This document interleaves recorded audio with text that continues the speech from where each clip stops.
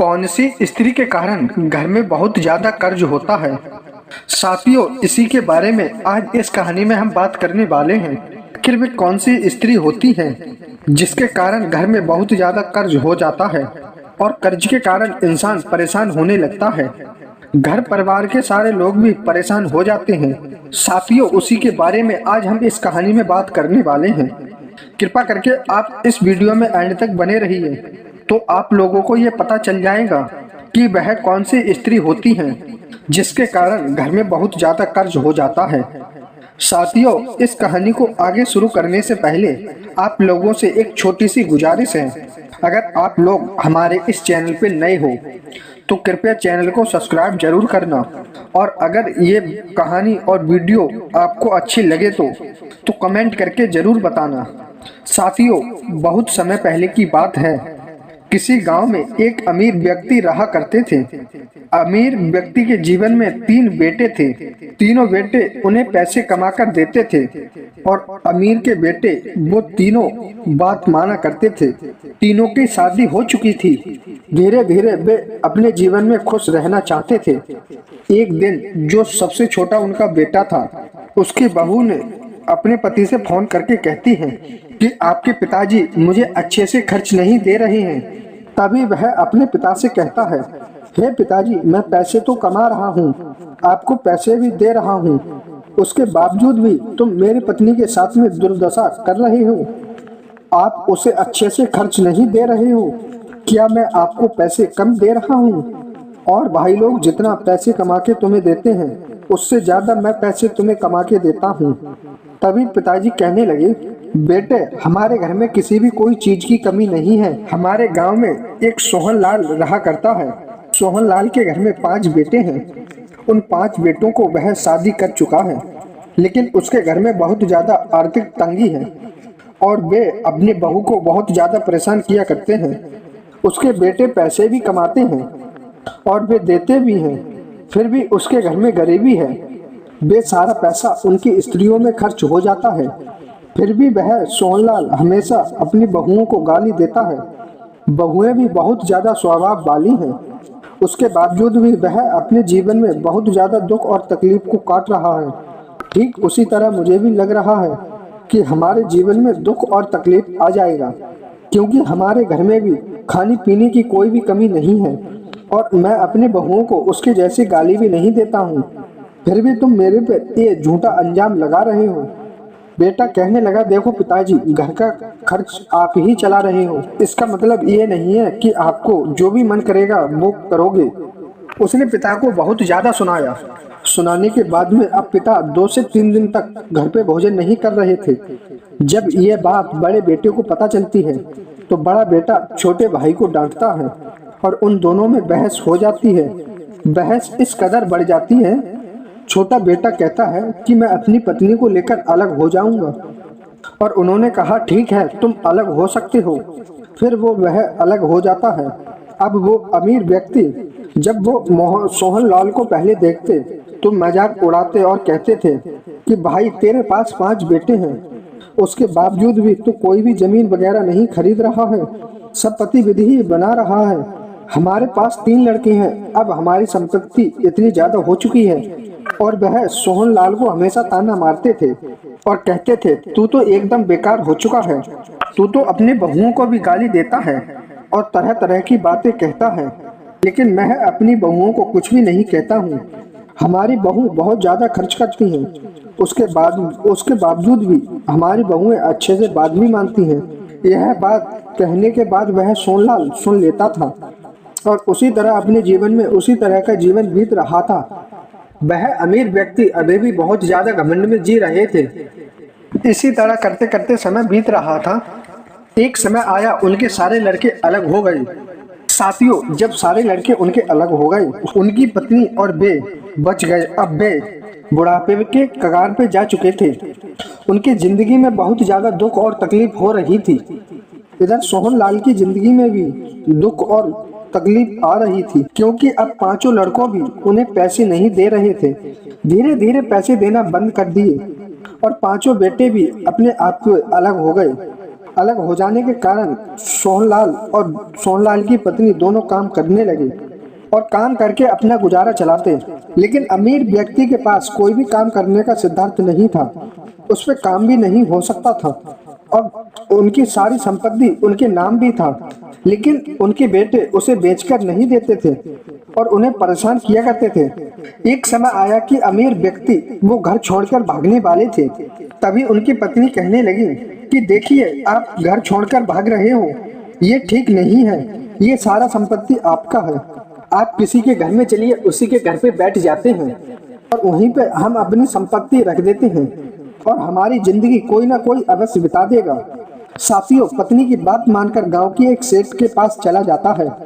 जब वह सेठ के पास जाता है तो सेठ के घर में एक बहू थी जो हमेशा सेठ के माता पिताओं से लड़ाई किया करती थी और कहती थी यह हमें वह चीज की कमी है, यह चीज की कमी है। लेकिन जब इन लोगों ने कहा कि यह सेठ हमें आपके पास रहना है, उस सेठ के पास बहुत ज्यादा ताकत और संपत्ति थी, उसके बावजूद भी उसके घर में लड़ाई झगड़े हुआ करते थे। सेठ के अंदर लालच आया। उन्होंने कहा ठीक है, आप लोग यहीं पे रहिएगा और उनके खान पीन में कोई भी कमी नहीं किया और पत्नी से कहने लगा ये लड़ाई झगड़े बंद कर दो। यदि आप झगड़े और लड़ाई बंद कर दोगे तो हमारा जीवन बहुत अच्छे से बीत सकता है। हमारे जीवन में संपत्ति खुद चलकर आ रही है।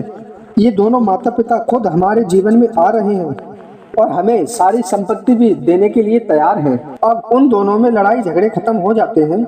लेकिन जब शाम के समय में सेठ सोने जाता है तो पत्नी उससे बहुत ज्यादा लड़ाई झगड़े किया करती थी और कहती थी मुझे यह चाहिए, वह चाहिए।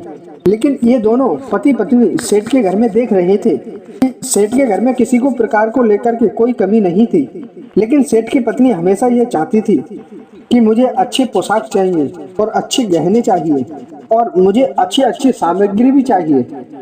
ऐसा करने से भी सेठ पीछे नहीं हट रहा था।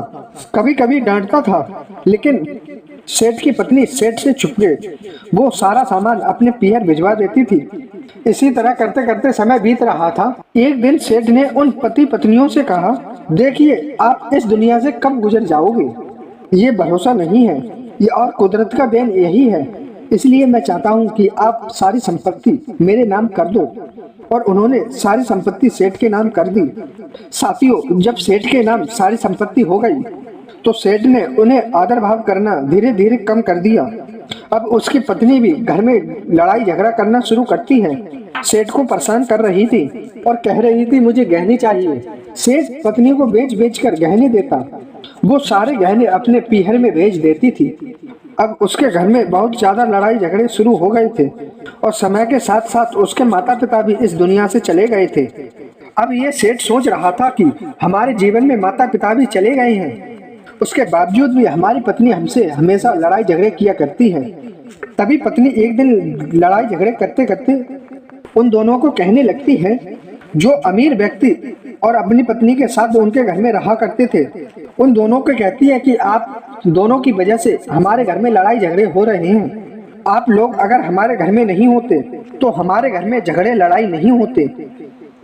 आप लोग मेरे पति को जो भी सामग्री वो मिठाई खरीद के देता है, आप लोग उसे खरीदने से मना करते हैं और आप कहते हैं उसे मत खरीदो, आपकी जिंदगी बेकार हो जाएगी, संपत्ति धीरे धीरे कम हो जाएगी, गांव में सबसे ज्यादा आप ही अमीर हो और आप ही गरीब हो जाओगे।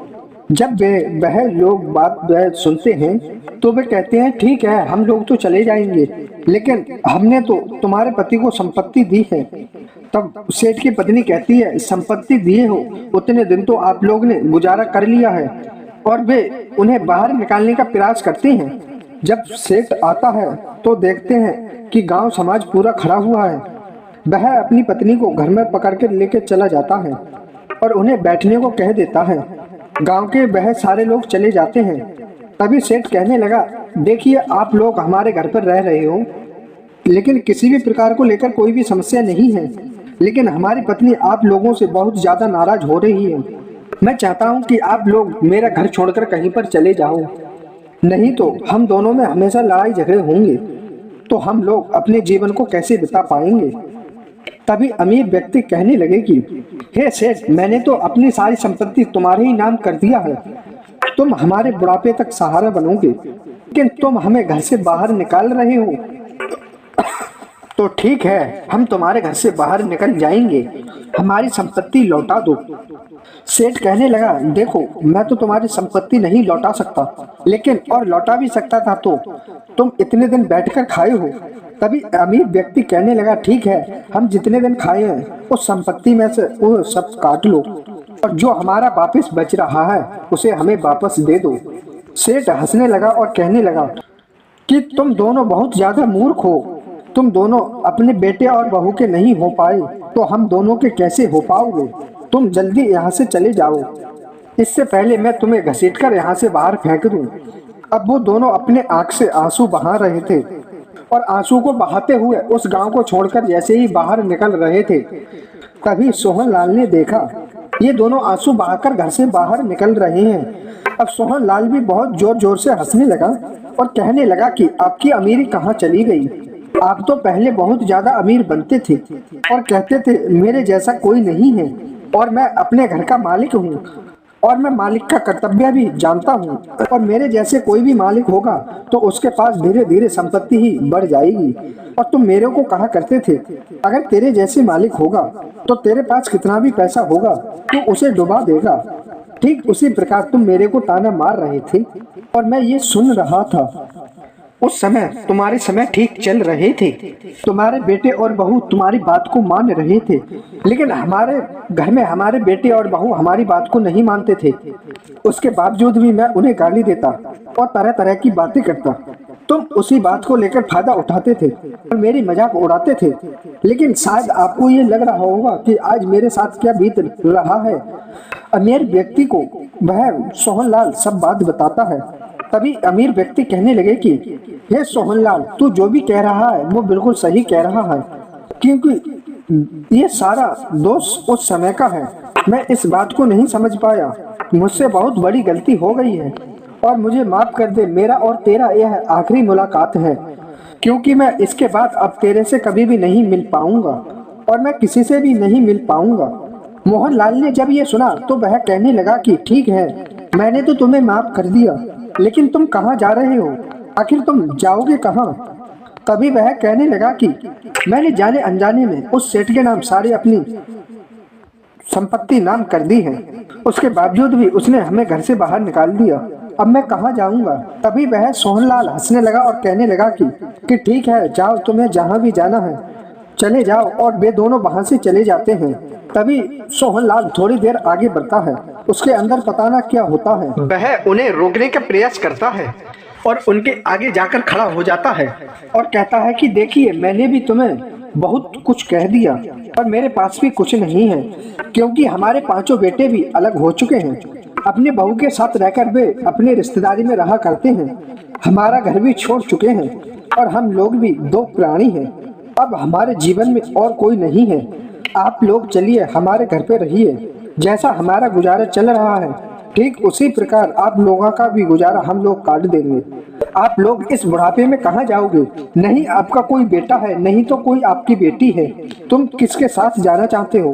तभी सोहनलाल की बात सुनकर अमीर व्यक्ति कहने लगा कि हे सोहनलाल, हम लोग मरने जा रहे हैं और तू हम लोगों को मत रोक, क्योंकि तू हम लोगों को रोकेगा तो शायद तेरी जिंदगी भी बर्बाद हो जाएगी, क्योंकि बुढ़ापे में हम लोग परेशान रहेंगे और हमें दुख और तकलीफ होगी और तुझसे ये देखा नहीं जाएगा और तू और ज्यादा गरीब हो जाएगा। तू तो एक मेहनत मजूरी करके अपना पेट भरता है। तुम दो प्राणी हो और दोनों ही मेहनत मजूरी करते हो। तभी सोहनलाल ने कहने लगा कि हे भाई, मैं अपनी मेहनत मजदूरी पर पूरा भरोसा रखता हूँ और भगवान पर भी मेरे को भरोसा है कि आप लोग मेरे साथ चलो। भगवान कोई ना कोई रास्ता अवश्य निकालेगा। और सोहनलाल उन दोनों की जान बचाते हुए अपने घर को लेकर जा पहुंचा। दोनों प्राणी बहुत ज्यादा खुश थे। कहने लगे, हे भगवान, भले ही हम गरीब हैं, लेकिन इनकी जो भी समस्या है हम लोग पूरी करने का कोशिश करेंगे। जब वे गांव में दोनों आए तो गांव के सारे लोग भी उनकी मजाक उड़ाने लगे और कहने लगे कि इन दोनों को मर जाना चाहिए। उनके तीनों बेटे भी मजाक उड़ा रहे थे और कहते हैं कि अपनी संपत्ति उस सेठ के नाम सारी कर चुके हो और उसके बावजूद भी उस सेठ ने तुम्हें धक्का मार दिया तुम्हें तो अपने औलाद पे भरोसा नहीं है और औलाद शायद तुम्हें धोखा दे देगी। अब उस औलाद की बात सुनकर अमीर व्यक्ति कुछ भी नहीं कह रहे थे। धीरे धीरे वो सोहनलाल के साथ अपना वक्त गुजार रहे थे। एक दिन मोहनलाल के घर में एक सन्यासी आता है और वह सन्यासी सोहनलाल से कहता है, हे सोहनलाल, मेरे को तेरे से कुछ बात कहना है। तभी सोहनलाल कहने लगा, ठीक है सन्यासी, आप जो भी कहना चाहते हो वो कहो, लेकिन अभी मेरे को कम से कम 1 मिनट का समय दे दिया जाए, क्योंकि जो मेरी भैंस है उसके लिए मैं चारा काट रहा हूँ और चारा काट के मैं आपके पास मिलने आऊंगा। घर के अंदर से यह बात कह रहा है और सन्यासी दरवाजे पे खड़ा हुआ है। जब सन्यासी वहां पर थोड़ी देर रुका तो देखा कि इनके घर में ये 2 प्राणी हैं, लेकिन ये दोनों प्राणी तो उस अमीर घर के हैं। वो यहाँ पर क्या कर रहे हैं? मोहनलाल जब आया तो उस सन्यासी ने सोहनलाल से पूछा कि हे सोहनलाल, ये दोनों अमीर प्राणी तेरे घर में क्या कर रहे हैं? सन्यासी की यह बात सुनकर सोहनलाल कहने लगा कि ये सन्यासी क्या बताए, आजकल के लोग ना औलाद हम लोगों का साथ नहीं देती है, ठीक उसी प्रकार इनकी औलाद ने इन्हें छोड़ दिया है और ये हमारे साथ आए हैं और हम लोगों से बहुत ज्यादा गिड़गिड़ाए और कहे कि हमें रख लो।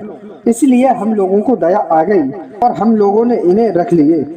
सन्यासी ने जब ये बात को सुना तो कहने लगे कि सोहनलाल, तूने बहुत अच्छा किया, लेकिन जाने अनजाने में तू एक गलती भी कर रहा है। तभी वह कहने लगे कि हे सन्यासी, तुम ये क्या कह रहे हो? मैंने तो अब इनकी जिंदगी को बचा लिया और ये डूबने जा रहे थे। तभी सन्यासी कहने लगा कि ये तुम्हें नुकसान पहुंचाने वाले हैं, क्योंकि इनके तीनों बेटे यही चाहते हैं कि उन्होंने जैसे हमें संपत्ति नहीं दिए हैं वैसे ही इन्हें इस गांव में हम रहने नहीं देंगे। और मेरी बात मान, इसे जल्दी से जल्द यहाँ से कहीं पर छोड़ आ। इतना कहकर सन्यासी वहां से चले गए। अब मोहनलाल बहुत ज्यादा टेंशन में जीने लगा। उसके समझ में नहीं आ रही थी कि मुझे अब क्या करना चाहिए। उसने अपनी पत्नी से जाकर यह बात को कहा तो उसकी पत्नी भी घबरा गई और उसकी पत्नी कहने लगी, ठीक है, जब सन्यासी ने यह बात कहा है तो इन्हें जल्द हमारे घर से इन्हें बाहर छोड़ना होगा। अब मोहनलाल सोचने लगा कि मैं अपने घर से बाहर इन्हें कहां पर छोड़ के आऊंगा, ये बेचारे दोनों कहां जाएंगे। तभी शाम का समय बीतता है और तीनों लड़के सोहनलाल के घर में होते हैं और आने के बाद दरवाजा बजाते हैं और मोहनलाल डर जाता है और तीनों अपने हाथों में डंडी लिए होते हैं और कहते हैं, सोहनलाल, अगर तुझे इनसे प्रेम है और इनसे मोहब्बत है तो हमारी डंडों की पिटाई खाने के लिए तू तैयार हो सकता है, लेकिन हम तुझे 5 से 6 दिनों का समय दे रहे हैं और इन दोनों को अपने घर से बाहर छोड़ आ, तुझे हम कुछ भी नहीं करेंगे। इतना कहकर वह चले जाते हैं। अमीर व्यक्ति और उनकी पत्नी रोने लगती है और कहते हैं, सोहनलाल, तू हमें यहाँ पर लेके आया, उसके बावजूद भी तेरे जीवन में दुख और कठिनाई आई और हम लोग कह रहे थे कि हमें घर पर मत लेके जाना, लेकिन तूने हमें घर पर लेकर वापस आया, जिसके कारण तू आज भी बहुत ज्यादा दुखी है। और वे वहां से चले जाते हैं।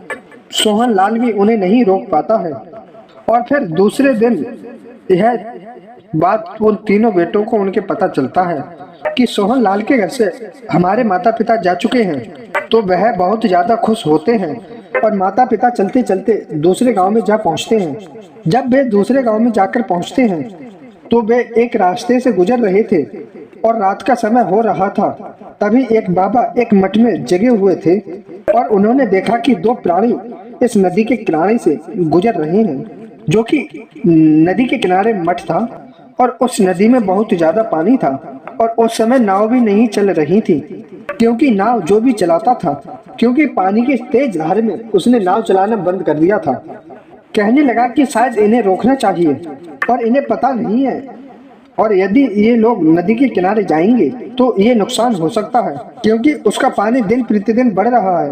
और साधु ने आवाज लगाया कि तुम दोनों कौन हो और जो भी हो तुम लोग वहीं पर रुक जाओ, तुम्हें आगे नहीं जाना चाहिए, क्योंकि आगे पानी का बहाव बहुत ज्यादा तेज है।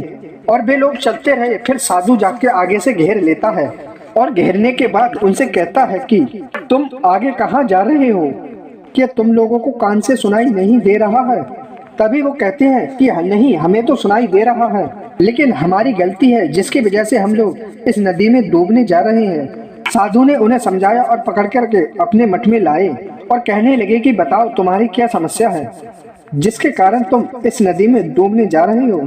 वह अमीर व्यक्ति अपनी सारी बात को बताते हैं। अपने बच्चों के बारे में बताने के बाद वह कहते हैं सारी गलती हमारे बच्चों में है और हम में है, और इससे भी ज्यादा गलती इस स्त्री में है, क्योंकि इस स्त्री की वजह से ये सारा कर्ज भी हो चुका है। फिर साधु महाराज कहने लगे कि लेकिन ये क्या कह रहे हो, इस स्त्री के चलते तुम्हारे घर में बहुत ज्यादा कर्ज कैसे हो गया। तभी वो कहने लगे कि देखिए, जब मैं इनसे प्रेम कर रहा था, मैं जब छोटा था तो इनसे प्रेम किया करता था। प्रेम की हद बहुत ज्यादा बढ़ गई, लेकिन इसके माता पिता बहुत ज्यादा गरीब थे। उस समय हम लोग अमीर थे, हमारे माता पिता भी बहुत ज्यादा अमीर थे, और ये स्त्री कह रही थी तुमसे उसी वक्त शादी करूंगी जब हमारे घर का सारा कर्ज माफ हो जाएगा। अगर तुम चाहते हो मेरे से शादी करो तो मेरा सारा कर्ज भी माफ करवा सकते हो। और मैंने सारा कर्ज चुकाने का फैसला लिया, और धीरे धीरे मैं इसका कर्ज चुकाता रहा। एक समय ऐसे आया जब मैं इसका कर्ज चुका रहा था, उस तरह भी उसके माता पिता दूसरे से वसूल रहे थे। उसने चुकाते चुकाते बहुत समय भी बिता दिया। उसके बाद मैंने इससे विदा कर लिया, लेकिन अभी भी इसका कर्ज नहीं चुक पाया। जब हमारे बेटे धीरे धीरे बड़े हो रहे थे, तभी उनके कमाए हुए पैसों से भी मैं इनके माता पिता का कर्ज चुका रहा था, लेकिन अपने बेटों को नहीं बता रहा था। जब हमारे बेटों ने हमारे सारे पैसों की तलाशी ली तो उसके बाद हम लोग उनकी तलाशी नहीं दे पाए। हम लोग नहीं बता पाए कि हम लोग कहाँ पर खर्च किए हैं, जिसकी वजह से वह तीनों लोग अलग हो गए। अलग होने के कारण गुस्से से जाकर मैं एक सेठ के यहाँ रहने लगा। उस सेठ की पत्नी भी हमारी पत्नी से 4 गुना ज्यादा भी पैसे खर्च किया करती थी, और सेठ के जीवन में बहुत ज्यादा दुख और परेशानी देती थी। लेकिन मैंने अपनी संपत्ति सारी उसके नाम कर दी। अब उसकी लड़ाई उससे हमेशा उसकी पत्नी पहले की तरह किया करती थी, अब और ज्यादा करने लगी और कहने लगी कि इन दोनों को अपने घर से बाहर निकाल दो। ये दोनों हमारे घर में रह रहे हैं, इसके कारण हम दोनों में लड़ाई झगड़े शुरू हो रहे हैं। सेठ ने अपनी पत्नी की बात मानकर उन दोनों को घर से बाहर निकालने का फैसला किया। मैंने सेठ से कहा कि तुम मेरी संपत्ति को वापस कर दो, लेकिन सेठ ने मुझे नहीं किया और मुझे घर से बाहर निकलना पड़ा। जिसके बाद एक मेरे गांव का साथी था जिसका नाम था सोहन लाल। उसके पास भी 5 बेटे थे, उन्होंने भी उसे छोड़ दिया था और उसके साथ मैं रहने लगा। लेकिन हमारे तीनों बेटे उसको भी धमकी दिए थे और उन्होंने भी हमें घर से बाहर निकाल दिया। इसलिए हम सोच रहे हैं अब हम इससे बढ़िया कहाँ जाएं, इससे पहले हम मर ही जाते हैं। अब हमसे कोई काम भी नहीं होगा और हम लोग भीख भी नहीं मांग सकते। हम करें तो क्या कर सकते हैं। साधु महाराज को उन्होंने पूरी बात को बताया। तभी साधु महाराज कहने लगा कि तुम जिस स्त्री को दोष दे रहे हो कि इस स्त्री के कारण हमारे घर में कर्ज हुआ है, तो शायद तुम्हें भी सोचना चाहिए कि हमें प्रेम में अपनी स्त्री के साथ में सौदा नहीं करना चाहिए। और सेठ के बारे में यह तुम बातें कह रहे हो, और देखना कि तुम सेठ उन पैसों से भी हाथ धो बैठेगा और वो भी बर्बाद हो जाएगा। और साधु महाराज उन्हें अपने साथ रखने लगा। और साधु महाराज बहुत मेहनत किया करते थे। गांव के लोगों से उन्होंने बताया कि ये लोग बहुत ज्यादा दुख और तकलीफ में जी रहे हैं। ये दूर के गांव के हैं यहाँ पर और घूमने आए थे। गांव के लोग उनकी मदद करने लगे। धीरे धीरे समय बीत रहा था। एक दिन साधु महाराज उसी गांव में गए थे, इस बात को पता लगाने गए थे। तभी किसी ने उसके बारे में कोई बताया नहीं। तभी वह सेठ के घर जा पहुँचे। सेठ और सेठ की पत्नी बहुत ज्यादा लड़ाई झगड़े कर रहे थे। उसके लड़ाई झगड़े खत्म भी नहीं हो रहे थे। तभी ये साधु महाराज वहाँ पर भिक्षा मांगने पहुँचे। सेठ की पत्नी गुस्से से बोलती है कि जो भी कोई हो यहाँ से वापस लौट जाओ, इस घर में भिक्षा नहीं है। इस घर में औरत को घर चलाने के लिए भी पैसा नहीं है। अब तो सेठ बाहर निकलता है और साधु महाराज को भिक्षा दे देता है। साधु महाराज को जब ये भिक्षा देता है, साधु महाराज कहते हैं कि क्या हुआ, तुम्हारी पत्नी तुमसे बहुत ज्यादा लड़ाई झगड़े करती है। तभी वह कहने लगा है साधु महाराज, हमारी पत्नी हमें बहुत ज्यादा कलेश कर चुकी है और मेरे संपत्ति को बेच कर वह सारे गहने बनवा चुकी है। वह सारी संपत्ति को बर्बाद कर चुकी है। इसे रोकने का प्रयास कर रहा हूं, लेकिन वह नहीं मान रही है। और मैंने सुना भी है, क्योंकि मेरे माता पिता कहते हैं अगर स्त्री चाहे तो घर को बर्बाद कर सकती है, आबाद भी कर सकती है। स्त्री के कारण ही घर में बहुत ज्यादा खर्च होता है और कर्ज भी होता है।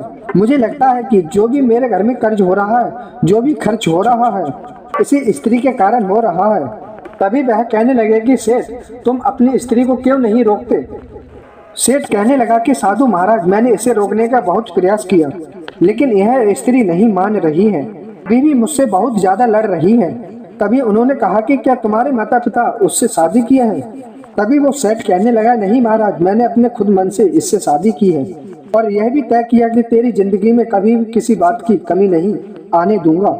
यह बात सुनकर साधु महाराज कहने लगे कि ठीक है, तुमने जब ये तय किया तो इसी के साथ में तुम अपना जीवन को व्यतीत करो, क्योंकि तुम ये तय नहीं करते तो तुम्हारी पत्नी तुमसे वह सामग्री नहीं मांगती। और साधु महाराज जैसे ही वहां से चले तभी सेठ वह उनका पीछा करने लगा और कहने लगा कि हे साधु महाराज, मैं तुमसे कुछ कहना चाहता हूँ। मुझसे तो गलती बहुत ज्यादा हो रही है। इस स्त्री से पीछा कैसे छुड़ा पाएंगे? आप इसका कोई ना कोई तरीका बताएं। आपके पास कोई ना कोई तो तरीका होगा जिसकी वजह से हमारी पत्नी हमारा साथ छोड़ सकती है। साधु महाराज कहने लगे कि हे सेठ, अगर तुम्हारे पास वो तरकीब नहीं है तो मेरे पास कैसे हो पाएगी? अगर तुम इस तरकीब को जानना चाहते हो तो तुम मेरे मठ में आ जाना। तब वे मठ का पूरा पता बताते हैं और वे वहां से चले जाते हैं। और फिर मठ में जाने के बाद उस पति पत्नी को वे सारी बात बताते हैं और कहते हैं कि इस सेठ के घर में भी लड़ाई झगड़े शुरू हो चुके हैं, उसका भी जीवन बहुत ज्यादा दुविधा में गुजर रही है। तभी ये पति पत्नी बहुत ज्यादा खुश होते हैं और कहते हैं ऊपर वाले से, हे भगवान, हमारे साथ जो भी अन्याय किया है उसका न्याय तू अवश्य करना। और वे लोग तरह तरह के उसे श्राप देते हैं और श्राप के कारण सेठ अपने जीवन में बहुत ज्यादा दुखी रहने लगा। तभी उसने सोचा कि मुझे उस साधु महाराज से मिलना चाहिए और फिर वे साधु महाराज से मिलने जा पहुंचा। जब साधु महाराज से मिलने गया तो देखा कि उस मठ में वे दोनों पति पत्नी हैं। तभी वह कहने लगा कि तुम दोनों यहाँ क्या कर रहे हो? तुम दोनों तो मरने के लिए जा रहे थे। तभी दोनों कहते हैं, हे सेठ, मरने तो हम लोग जा रहे थे, लेकिन तू भी मर के जी चुका है। तू तो मर भी नहीं सकता है और जी भी नहीं सकता है। तेरी पत्नी तेरी जिंदगी तो इस तरह बिगाड़ चुकी है। साधु महाराज ने सेठ को समझाया और कहा कि तुम इनकी संपत्ति इनको वापस कर दो। अगर तुम इनकी संपत्ति वापस कर देते हो, तुम्हारी पत्नी तुम्हारी मुट्ठी में आ जाएगी और तुम सही सलामत अपनी जिंदगी को बचा सकते हो। और कहने लगा कि हे महाराज, मैं इनकी संपत्ति को वापस कर देता हूँ, लेकिन हमारे पास इनकी संपत्ति बची भी नहीं है। अगर हमारे पास इनकी संपत्ति होगी तभी तो हम वापस करेंगे। अब वो बात सुनकर के साधु महाराज कहने लगे कि लेकिन तुम्हारी संपत्ति तो अभी तक बची है। तुम्हारी जितनी भी संपत्ति बची है वो सारी इनके नाम में कर दो। हमारे पास जितनी भी संपत्ति बची है अगर हम इनके नाम कर देंगे तो हमारे पास कोई भी संपत्ति नहीं बचेगी। तभी साधु ने कहा कि इनके नाम कर दो, तभी कोई भी जीवन में तुम्हारे कोई दुख तकलीफ नहीं आएगी। और वे अमीर से इनके नाम करने के लिए तैयार हो गया और वह संपत्ति इनके नाम कर देता है। तब पत्नी को यह बात सब पता चलता है तो पत्नी भी और ज्यादा रोने लगती है और उनके पास वे वहां पहुंच जाती है जहां पर वे साधु महाराज रहा करते थे और वे दोनों पति पत्नी रहा करते थे। साधु महाराज उस स्त्री को समझाते हैं और कहते हैं कि देखिए, तुम्हारे पति ने यह बहुत ज्यादा अन्याय किया है। इनकी सारी संपत्ति को हड़प लिया और इनका जीवन भी अच्छे से व्यतीत नहीं किया। और वह स्त्री बहुत ज्यादा रोती है और रोने के बाद वह अपने नहीं चली जाती है। और फिर वो सेठ वहां पर जाता है और कहता है, हे स्त्री, अब तू हमारे साथ क्यों नहीं रह रही है? तभी वह कहने लगी कि अब तेरे पास कुछ भी नहीं बचा है, अब मैं तेरे पास कैसे रह पाऊंगी। अब वो अपने भाइयों के साथ रहने लगती है, लेकिन धीरे धीरे समय बीतता है, लेकिन वे अपने भाइयों से भी जुदा हो जाती है क्योंकि उसके भाई और भौजाई बहुत ज्यादा परेशान करते हैं। जब वो वह अपनी संपत्ति को मांगती है तो वह मारने दौड़ते हैं और कहते हैं कि तू जब अपने पति की नहीं हो सकती तू हमारी कैसे हो जाएगी। अब वो स्त्री भी अपने जीवन में बहुत ज्यादा दुखी हो रही थी। इधर वो पति पत्नी अपने घर पर आए और बूढ़े हो चुके थे और बूढ़े होने के कारण अपने तीनों बेटे के पास आए और तीनों बेटों के साथ रहने लगे, क्योंकि साधु महाराज ने कहा था कि आप लोगों तो अपने बेटे के साथ रहना चाहिए। और रहने लगे। तभी वो सोहन लाल उनके पास जाता है और कहता है कि हे भाई, तुम लोग अभी तक जिंदा हो, ये तो बहुत अच्छी बात है। लेकिन सोहन लाल कहता है कि हम अपनी मेहनत से इतनी संपत्ति बना चुके हैं, लेकिन हमारे पांचों लड़के हमसे भी ज्यादा गरीब हो चुके हैं। अब वे पांचों लड़के भी बहुत ज्यादा गरीब हो चुके थे। उनकी गरीबी को देखकर उनसे कोई भी बात नहीं करता, कोई भी उन्हें कुछ भी नहीं देता। लेकिन मोहनलाल कहने लगा कि हमने अपने लिए संपत्ति नहीं बनाए हैं, ये संपत्ति तो हमने अपनी औलाद के लिए बनाई है। चाहे हमारी औलाद हमारे साथ में कुछ भी करे, लेकिन हमारे माता पिता होने के नाते हमारे उनके लिए अपनी सारी संपत्ति बनानी चाहिए और इसे बचाकर रखना चाहिए। अब वे दोनों एक साथ मित्र की तरह रहने लगे। मोहनलाल भी और वे पति पत्नी भी एक दूसरे का साथ देने लगे। धीरे धीरे ऐसे इसी तरह समय बीत रहा था। अब पांचों लड़के भी मोहनलाल के पास आते हैं और रोने लगते हैं। सोहनलाल उन्हें माफ कर देता है और पत्नी भी उन्हें माफ कर देती है और वे अपने पोते और पोती के साथ रहने लगते हैं। धीरे धीरे समय बीत रहा था। तभी वह सेठ की पत्नी कहीं के लायक नहीं बची थी। अब वो सेठ के पास आती, तभी वो सेठ भी बहुत ज्यादा गरीब हो चुका था। सेठ को भी कुछ समझ में नहीं आ रहा था कि मुझे क्या करना चाहिए। तभी सेठ की पत्नी आती है और सेठ के आगे माफी मांगने लगती है और कहती है कि मुझे माफ कर दो, मुझे समझ में आ गया कि मुझे क्या करना चाहिए और क्या नहीं करना चाहिए। तुमसे छुपके जो भी संपत्ति मैंने अपने भाई और भौजाई को दिया था वे सारे हड़प ली और मुझे वहां से लात मारकर भगा दिया और मुझसे झगड़ा भी कर रहे हैं और कह रहे हैं तेरी संपत्ति कुछ भी नहीं बची है।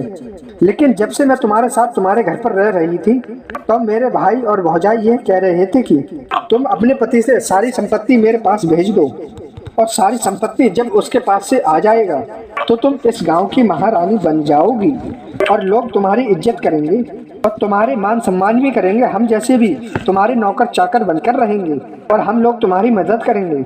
लेकिन मैंने लालच में ये सब किया, मुझे माफ कर दो। सेठ कहने लगा कि अब हमारे पास क्या बचा है कि अब मैं माफ कर दूं। जो होना था वो तो हो गया, लेकिन तुम्हारी गलती नहीं है, गलती तो मेरी है। मुझे तो ऐसा काम नहीं करना चाहिए। मैं भी तो अगर बाहर निकलकर काम करता, मैं अपनी संपत्ति के घमंड में तुम्हें बहुत सारा चीज देता रहा जिस कारण तुम बिगड़ गई और मैं भी बर्बाद हो गया।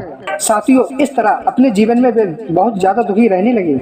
लेकिन सोहनलाल और उस सेठ के पति पत्नी उस अमीर के पास आते हैं और सेठ को भी हौसला देते हैं कि मेहनत से देखो कोई भी इंसान कुछ भी कर सकता है और वे मेहनत करने को प्रेरित करते हैं। और सेठ की पत्नी जब मेहनत करने बाहर निकलते हैं तो लोग बहुत ज्यादा हंसते हैं कि एक समय था सेठ के यहाँ पर हम लोग काम करते थे, लेकिन समय बदल गया। सेठ हमारे घर पे काम कर रहा है, हमारे खेतों में काम कर रहा है। लेकिन सेठ सारे लोगों की बात सुनकर, सेठ की पत्नी भी सारे लोगों की बात सुनकर कार्य करने लगे। धीरे धीरे कार्य करते करते फिर से वह खुश रहने लगे, लेकिन उन्हें बहुत ज्यादा मेहनत मजदूरी करनी पड़ी। मेहनत मजदूरी करके धीरे धीरे वह अपनी संपत्ति को बढ़ा रहे थे और कुछ समय बाद सेठ के घर में एक बेटे का जन्म होता है, जिसे पाकर सेठ बहुत ज्यादा खुश होता है। बेटा भी धीरे धीरे बड़ा हो रहा था और सेठ भी बुढ़ापे में जा चुका था। तभी वो पति पत्नी इस दुनिया से चले गए। जब वो पति पत्नी इस दुनिया से चले गए, सोहनलाल को भी बहुत ज्यादा दुख हुआ, क्योंकि सोहनलाल सोच रहा था कि मेरा यह साथी था और मैं जिससे भी बातें करता था मैं इससे ही बातें करता था, कोई भी मेरे बात करने के लायक नहीं था। और सोहनलाल भी दुखी होकर क्या कर सकता था। वे बेचारे इस दुनिया से चले गए थे, उनका अंतिम संस्कार हो गया। अब वो सेठ के साथ रहने लगा। सेठ भी धीरे धीरे अपनी गलती को एहसास करता। एक दिन वो सोहनलाल को बुलाता है और बुलाकर कहता है कि तुम पूरे गांव वालों को बुलाओ, मैं कुछ कहना चाहता हूँ। जो लोग गांव में थे, जो लोग वहां पर आए, उनसे वो सेठ कहने लगा कि सुनो, मैं तुम जो लोगों को बातें बता रहा हूँ, तुम लोगों ध्यान से सुन लोगे तो तुम्हारे घर में कभी भी गरीबी नहीं आएगी, कभी भी कर्ज नहीं होगा। अगर कोई भी पति अपनी पत्नी का हर कोई फरमाइश पूरा करता है, उसके घर में गरीबी अवश्य आएगी। तभी वहाँ पर एक लड़का था, वह कहने लगा कि हे सेठ, तुम ये क्या कहना चाहते हो कि हम अपनी पत्नी का पूरा फरमाइश ना करें, कि अगर उसे जो भी सामग्री चाहिए हम देंगे तो हमारे घर में गरीबी आएगी। तभी वो कहने लगा, नहीं, मैं जो कह रहा हूँ वो आप लोग समझ नहीं पा रहे हो। मैं यह कहना चाहता हूँ कि जिसके घर में अगर पत्नी बार बार सामग्री को मांग रही है और वह बार बार मांगती रह रही है और उसे मिल रहा है, तो उसका घर हकीकत में बर्बाद हो जाएगा, क्योंकि पत्नी को जाने अनजाने में उनसे गलती हो जाती है और वे बार बार पुष्प और गहने बनवाना चाहती हैं और धीरे धीरे इससे सारी संपत्ति बर्बाद हो जाती है और अपने नैयत देती है, इधर उधर देती है। उस घर में कर्जा आ जाता है और जो माता पिता को बच्चे पैसे कमाकर नहीं देते हैं वे अपने जीवन में माता पिता के लिए गरीबी ही पाते हैं। लेकिन माता पिता गरीबी को तो बिता लेते हैं, लेकिन उसके बच्चे भी जीवन में गरीब रह जाते हैं। इसलिए स्त्रियों की बात उतनी ही मानो जितनी काम की, लेकिन स्त्री की बात जब मानना शुरू कर दोगे तो धीरे धीरे तुम्हारे घर में स्त्रियों की वजह से गरीबी आना शुरू हो जाएगी और आपका घर बर्बाद हो जाएगा, जैसा मेरा हुआ है। सेठ ने पूरी बात को बताई और कहा कि हमारी पत्नी की वजह से हमारे घर में कर्ज हुआ है और मैं इस कर्ज को चुकाना चाहता हूँ। गांव समाज के लोगों को ये पूरा संदेश दिया। संदेश देने के बाद वह पत्नी बहुत ज्यादा रो रही थी और कह रही थी, मुझसे बहुत बड़ी भूल हो गई है। तभी सेठ कहने लगा कि तुमसे भी भूल हुआ है और मुझसे भी भूल हुआ है। साथियों, इस कदर अपनी जिंदगी को दोबारा बिताना शुरू किया। साथियों, अब आप लोग समझ ही गए होंगे कि कौन सी स्त्री के कारण घर में बहुत ज्यादा कर्ज होता है। तो साथियों, कोई भी ऐसी स्त्री नहीं होती है जिसके कारण घर में कोई ज्यादा कर्ज होता है। जो स्त्री बहुत ज्यादा खाने पीने की शौकीन होती है और पति उसके बात मानता है, उसकी पूर्ति करता है, उसके घर में कर्ज और गरीबी अवश्य आ जाएगी। लेकिन बहुत सारी स्त्रियां अपने पति को मना करती हैं, आप इतना ज्यादा कर्ज मत उठाओ। लेकिन बहुत सारे पति भी होते हैं जो हमेशा कर्ज करा देते हैं और घर में गरीबी ला देते हैं। उनकी कमाई कम होती है और वह पैसे को बहुत ज्यादा खर्च कर देते हैं। वे इधर उधर से कर्ज लेते हैं, आगे चल के वो गरीब रह जाते हैं। इसलिए साथियों, आप लोगों से अनुरोध है, आप लोगों से जितना ज्यादा मेहनत मजदूरी हो रहा है उतना करिए, लेकिन कर्ज लेने से पीछे हटिए। लेकिन कर्ज इंसान को बर्बाद कर देता है और औरत की पूरी फरमाइश करने वाला इंसान गरीब रह जाता है, चाहे वह अमीर हो या गरीब हो। साथियों, इस बात को मैं यहीं पर समाप्त करता हूँ।